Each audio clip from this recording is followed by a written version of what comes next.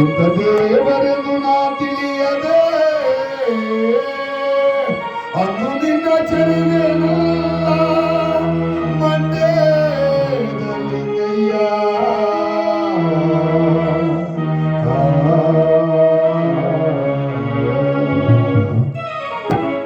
ಪಾಪಿನ ನಾದೆ ಪರಜ್ಯೋತಿಯನ್ನು ಬೆರೆದು ಪಾಪಿನ ನಾದೆ ಪರಜ್ಯೋತಿಯನ್ನು ಬೆರೆದು ಏತಕ ಜರಿದನು ದೊರಗೆದವರು ಏತಕ ಜರಿದನು ದೊರಗೆದವರು ಪಾಪಿನ ನಾದೆ